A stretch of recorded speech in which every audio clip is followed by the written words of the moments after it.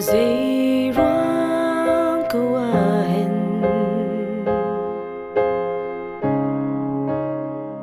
buhay pa na umbi dây roang kawain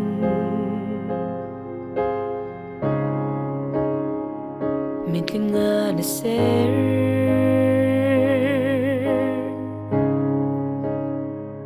buhay palam na siya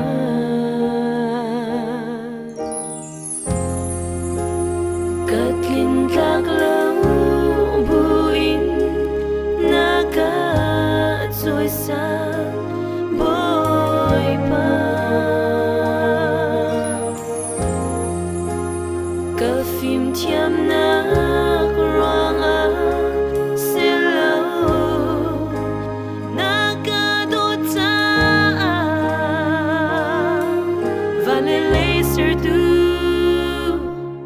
dây dòng tê ục tu dây dòng ục tu bôi ba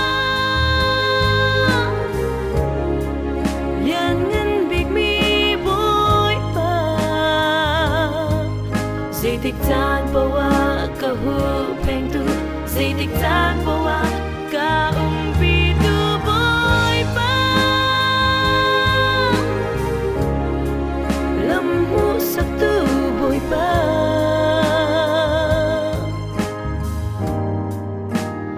nâng mơ thăng trát lo nâng mơ thăng trát lòng hi kể cả du big mi asi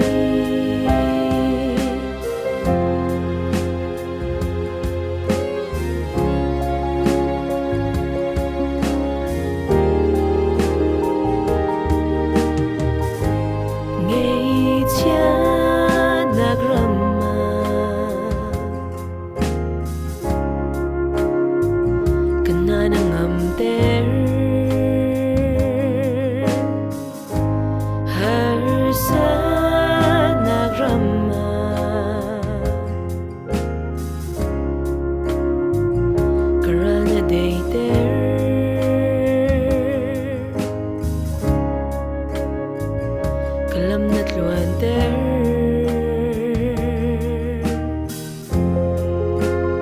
katlin lag lang buin nakatsoy sa buhay pa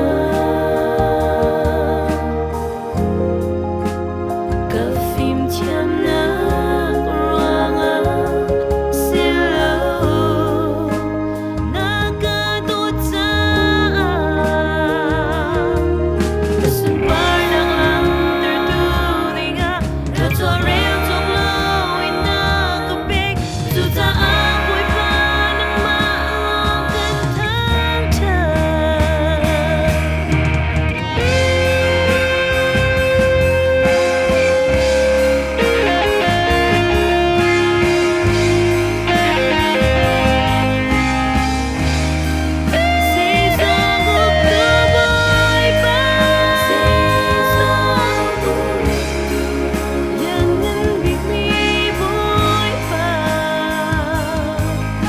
tích tan bawa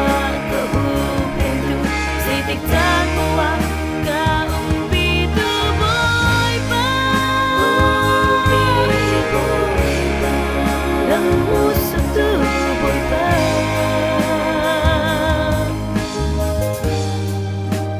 nang matang chat lo nang matang chat long kể cả du big mi asi kể cả du big mi asi